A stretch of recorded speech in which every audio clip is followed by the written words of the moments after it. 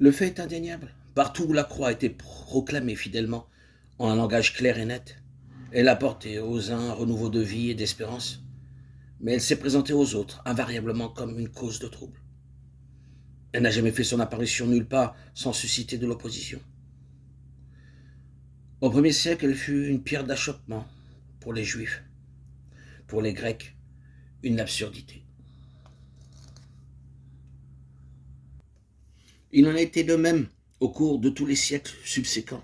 Partout où elle a passé, elle s'est révélée inacceptable, non seulement pour les gens du monde, qui sont par définition opposés à l'Évangile, mais même pour un bon nombre de milieux religieux et chrétiens. Et nous n'avons aucune hésitation à affirmer qu'il en est exactement de même aujourd'hui. Pourtant, est-ce assez curieux? La croix est le symbole le plus populaire du monde. On ne trouverait peut-être pas une seule ville dans tout le monde chrétien qui n'affiche dans son architecture, dans ses musées, ses bibliothèques, ses institutions religieuses, un certain respect pour le symbole sacré. Partout on lui donne une place d'honneur. L'hommage s'adresse sans doute à quelque chose de plus profond. Mais c'est justement ce sens profond qui est inacceptable au monde et à la plus grande partie de la chrétienté. Telle entreprise missionnaire contemporaine n'a-t-elle pas jugé opportun de supprimer la mention de la croix de ses manuels et recueils de cantiques, de crainte de blesser? Bien souvent dans l'église chrétienne d'aujourd'hui, la prédication et l'enseignement ne font pas plus loin que le Jésus historique, ou s'il le dépasse, c'est pour donner à sa mort une toute autre signification. Et pourtant, la parole de Dieu déclare de la façon la plus catégorique que c'est la croix qui est le chemin du salut, le chemin direct et sûr, le seul chemin. Et il faudra certainement jeter la Bible au rebut avant de réussir à lui faire dire autre chose. En outre, il est établi que dans la pratique, c'est bien la croix et la prédication de la croix qui s'est de tout temps révélée entre les mains de Dieu. La grande puissance de salut. Il en était très spécialement ainsi à l'époque néo-testamentaire.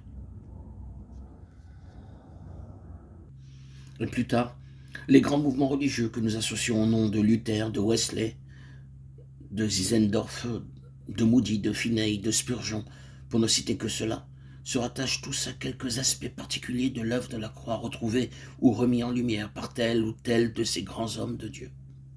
Pourquoi donc la croix est-elle toujours et partout une cause de trouble et une pierre d'achoppement? Nos églises, nos mouvements religieux, nos institutions chrétiennes, même réputées évangéliques, ne sont à cet égard pas plus épargnées que nos foyers et nos vies individuelles. C'est la croix, il ne faut pas se le dissimuler, qui est à l'arrière-plan de tous ces bouleversements et qui projette sur nous son ombre ou sa lumière, suivant l'attitude que nous prenons à son égard. Et pourquoi? À quoi tient cette étrange dualité dans l'influence qu'elle exerce? Pourquoi, à côté de son action bénie et féconde, semble-t-elle avoir une action toute négative? Il faut bien comprendre que par sa croix, Christ a creusé un abîme entre le vieux monde et un monde nouveau, et personne ne réussira jamais à jeter un pont entre l'un et l'autre. La parole de Dieu nous déclare qu'à la croix, notre vieil homme a été crucifié avec Christ. Un seul est mort pour tous, par conséquent tous sont morts en lui, afin que ceux qui vivent ne vivent plus pour eux-mêmes, mais pour lui. Du point de vue de Dieu, l'histoire de la race s'est terminée au calvaire. Ce jour-là, c'est comme si Dieu avait écrit fin et passé à autre chose. La vie divine dans sa plénitude, l'expérience de la victoire, la collaboration effective avec celui qui est assis sur le trône, l'honneur de réaliser avec lui ses plans éternels seront nôtres dans la mesure, mais dans la mesure seulement où nous lierons notre cause à celle de la croix, en nous identifiant sans réserve avec le sens profond que la parole de Dieu lui donne. J'ai été crucifié avec Christ, désormais ce n'est plus moi, c'est Christ. C'est cette mort-là que l'homme doit recevoir. D'un point de vue d'une mort symbolique, il est d'accord pour la recevoir. Mais la vraie mort, il n'en veut pas. L'obstacle, la source de nos ennuis, de tous nos ennuis, c'est nous-mêmes. Nous sommes si lents à accepter notre crucifixion avec Christ.